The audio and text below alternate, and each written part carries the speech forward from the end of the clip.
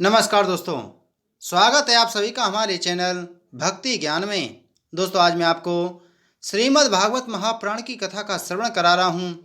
आप सभी इस कथा को श्रद्धा पूर्वक मन लगाकर सुने। भगवान श्री कृष्ण आप सभी की मनोकामनाएं पूर्ण करेंगे तथा आपके सभी कष्टों को हर लेंगे। बोलो श्री कृष्णचंद्र महाराज की जय।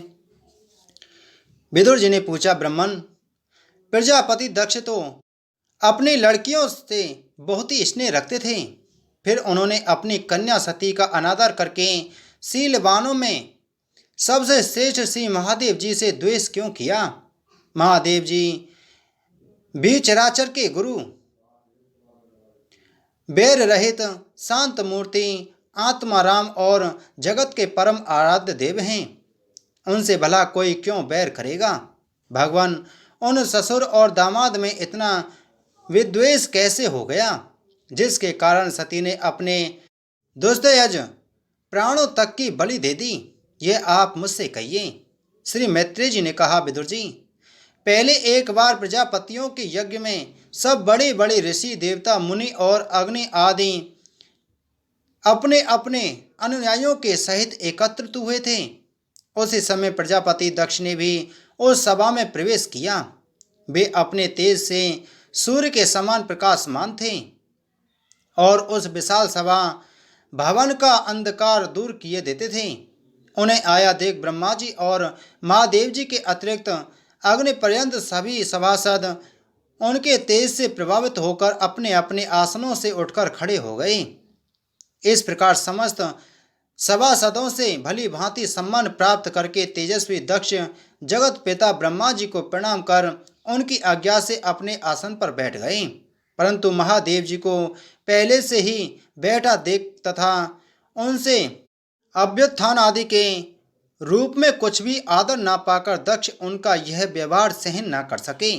उन्होंने उनकी ओर टेढ़ी नजर से इस प्रकार देखा मानो उन्हें वे क्रोधाग्नि से जला डालेंगे।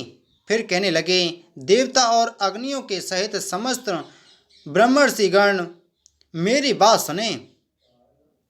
मैं ना समझी या द्वेषवश नहीं कहता, बल्कि शिष्टाचार की बात कहता हूँ। यह निर्लज्ज महादेव समस्त लोकपालों की पवित्र कीर्ति को धूल में मिला रहा है। देखिए, इस घमंडी ने सत्पुरुषों के आचरण को लज्जित एवं मटिया मेट कर दिया है। बंदर के से नेत्र वाले इसने सत्पुरुषों के समान मेरी सावित्री सरीखी मृगनयनी पवित्र कन्या का अग्नि और ब्राह्मणों के सामने प्राण ग्रहण किया था। इसलिए यह एक प्रकार मेरे पुत्र के समान हो गया है। उचित तो यह था कि यह उठकर मेरा स्वागत करता, मुझे प्रणाम करता, परंतु इसने वाणी से भी मेरा सत्कार नहीं किया। हाय, जिस प्रकार शूद्र को कोई वेद पढ़ा दे, उसी प्रकार मैंने इच्छा न होते हुए भी भावी वश इसको अपनी सुकुमारी कन्या दे दी। इसने सत्कर्म का लोप कर दिया। यह सदा अपवित्र रहता है, बड़ा घमंडी है और धर्म की मर्यादा को तोड़ रहा है। यह प्रेतों के निवास स्थान भयंकर शमशानों में भूत प्रेतों के साथ लिए घूमता रहता है। पूरे पागल की तरह सिर के बाल बिखरे नंग धड़ंग भटकता है, कभी हंसता है कभी रोता है। यह सारे शरीर पर चिता की अपवित्र भस्म लपेटे रहता है। गले में भूतों के पहनने योग्य नरमुंडों की माला और सारे शरीर में हड्डियों के गहने पहने रहता है। यह बस नाम भर का ही शिव है, वास्तव में है पूरा अशिव। अमंगल रूप जैसे यह स्वयं मत वाला है, वैसे ही इसे मतवाले ही प्यारे लगते हैं।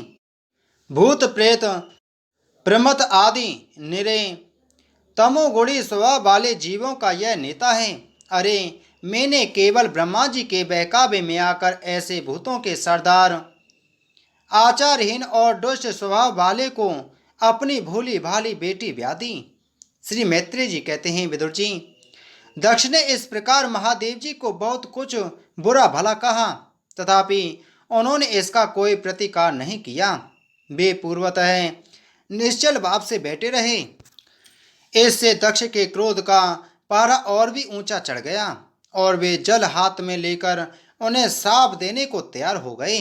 दक्ष ने कहा, यह महादेव देवताओं में बड़ा ही अधम है। अब से ऐसे इंद्र, उपेंद्र आदि देवताओं के साथ यज्ञ का भाग न मिले। उपस्थित मुख्य मुख्य सभासदों ने उन्हें बहुत मना किया, परंतु उन्होंने किसी की भी ना सुनी। महादेव जी को शाप दे ही दिया। फिर वे अत्यंत क्रोधित हो उस सभा से निकलकर अपने घर चले गए। जब श्री शंकर जी के अनुयायियों ने अग्रगण्य नंदीश्वर को मालूम हुआ कि दक्ष ने श्राप दिया है, तो वे क्रोध से तमाग उठे और उन्होंने दक्ष तथा ब्राह्मणों को, जिन्होंने दक्ष के दुर्वचनों का अनुमोदन किया था, बड़ा भयंकर श्राप दिया। वे बोले, जो इस मरण धर्मा शरीर में ही अभिमान करके किसी से भी द्रोह न करने वाले भगवान शंकर से द्वेष करता है, वह वेद बुद्धि वाला मूर्ख दक्ष तत्व ज्ञान से विमुख ही रहे। यह चातुर्मास्य यज्ञ करने वाले को अक्षय पुण्य प्राप्त होता है। आदि अथर्वाद रूप वेद वाक्यों से मोहित एवं विवेक भ्रष्ट होकर विषय सुख की इच्छा से कपट धर्म में गृहस्थाश्रम में आसक्त रहकर कर्म कांड में ही लगा रहता है। इसकी बुद्धि देहादि में आत्मभाव का चिंतन करने वाली है। उसके द्वारा इसने आत्म स्वरूप को भुला दिया है। यह साक्षात पशु के ही समान है।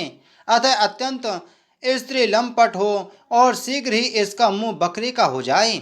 यह मूर्ख कर्ममयी अविद्या को ही विद्या समझता है। इसलिए यह और जो लोग भगवान शंकर का अपमान करने वाले इस दुष्ट के पीछे पीछे चलने वाले हैं, वे सभी जन्म मरण रूप संसार चक्र में पड़े रहें। वेदवाणी रूप लता फलश्रुति रूप पुष्पों से सुशोभित हैं। उसके कर्म फल रूप मनोमोहक गंध से इसके चित्त क्षुब्ध हो रहे हैं। इससे ये शंकर द्रोही कर्मों के जाल में ही फंसे रहें।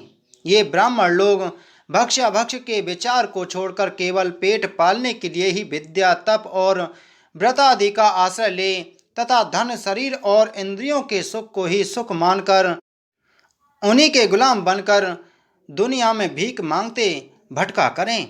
नंदीश्वर के मुख से इस प्रकार ब्राह्मण कुल के लिए शाप सुनकर उसके बदले में भृगु जी ने यह दुस्तर शाप रूप ब्रह्मदंड दिया। जो लोग शिव भक्त हैं तथा जो उन भक्तों के अनुयायी हैं, वे सत शास्त्रों के विरुद्ध आचरण करने वाले और पाखंडी हों। जो लोग सोचाचार विहीन, मंद बुद्धि तथा जटा, राख और हड्डियों को धारण करने वाले हैं, वे ही शैव संप्रदाय में दीक्षित हों, जिसमें सुरा और आसव ही देवताओं के समान आदरणीय हैं।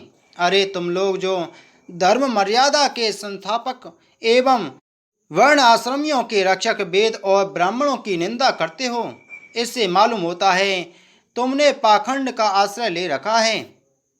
यह वेद मार्ग ही लोगों के लिए कल्याणकारी और सनातन मार्ग है।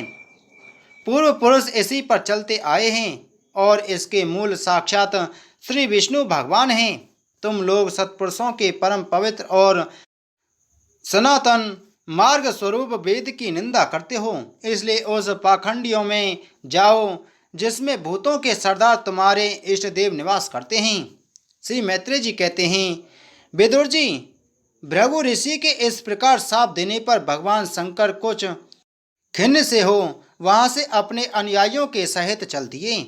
वहां प्रजापति लोग जो यज्ञ कर रहे थे उसमें पुरुषोत्तम श्री हरि ही उपास्य देव थे और वह यज्ञ 1000 वर्ष में समाप्त होने वाला था। उसे समाप्त कर उन प्रजापतियों ने श्री गंगा यमुना के संगम में यज्ञांत स्नान किया और फिर प्रसन्न मन से वे अपने अपने स्थानों को चले गए। बोलो श्रीमद् भागवत महापुराण की जय। बोलो श्री कृष्णचंद्र महाराज की जय।